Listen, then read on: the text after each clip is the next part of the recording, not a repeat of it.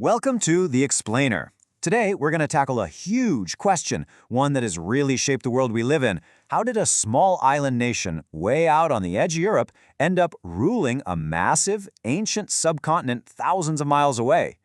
I mean, just think about it. How on earth did Great Britain, a relatively tiny island, manage to conquer and then control a country as vast and complex as India for nearly 200 years? It's a wild story of ideology, economics, and military power. But to really get to the bottom of how it happened, we have to start with the mindset that made it all seem possible in the first place. The whole ideological foundation for British rule can pretty much be summed up in one word: Orientalism. This was a really pervasive Western worldview that basically saw Eastern societies as fundamentally inferior. A land of barbarians with a culture that was stuck in the past and social structures that were, in their eyes, hopelessly backward. And this wasn't just an opinion, it was a justification.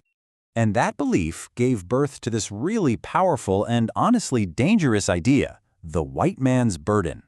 It was a self-proclaimed mission, a supposed moral duty for Europeans to go out and civilize the rest of the world. But let's be clear, this wasn't about charity. This was the moral cover story for conquest, for the entire colonial project. So how did this ideology actually turn into conquest? Well, the story doesn't begin with soldiers and cannons. Nope, it starts with merchants and the incredible lure of immense profit. This is the story of how trade turned into territory. The British were actually pretty late to the game. The race for India's riches really kicked off with the Portuguese way back in 1498. Then came the Dutch, the English, and the French. So within about a century and a half, all of Europe's major sea powers had a foothold there, all trying to get control of the incredibly lucrative spice trade. And just how lucrative was it? Well, on his very first voyage, the Portuguese explorer Vasco da Gama made a 60-fold profit on the black pepper he brought back. 60 times. With that kind of money on the table, you just know that peaceful competition was never going to last. It was an economic gold rush, and it was all going to come down to a bitter showdown between the British and the French. So, why did the British win this race? The answer is really in their structure and strategy.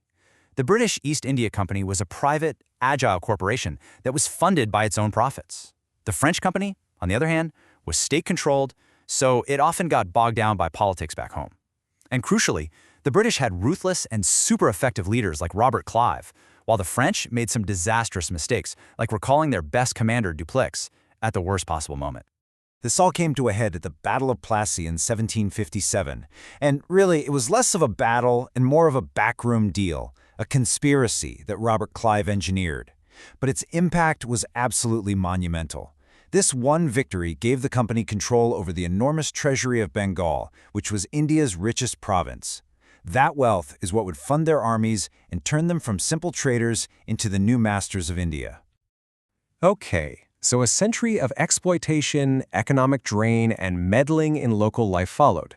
And by 1857, exactly 100 years after Plassey, India had finally reached its breaking point. The causes of the Great Revolt were deep, and there were a lot of them.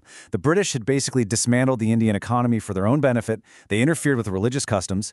Then you had policies like the doctrine of lapse, which basically let them annex any state where a ruler died without a direct male heir.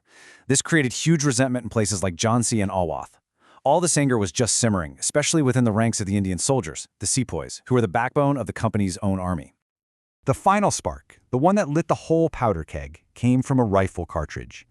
To load the new Enfield rifle, soldiers had to bite open a paper cartridge. A rumor, which turned out to be true, spread like wildfire. The grease on the cartridges was made from cow and pig fat. The cow is sacred to Hindus, the pig is unclean to Muslims. So for the Sepoys, this was a direct, deliberate assault on their faith. And that was it. The mutiny began. The revolt just exploded across northern India, and we can't overstate how close it came to actually succeeding. This quote from John Lawrence, a high-ranking British official, says it all. If there had been even one person of ability among them, we would have been lost forever. That just reveals how fragile their grip on power really was. But the revolt ultimately failed, mostly due to a lack of central leadership and coordination. The British crushed it with brutal force. The aftermath, though, was a total game changer. The East India Company was abolished, and the British government took direct control.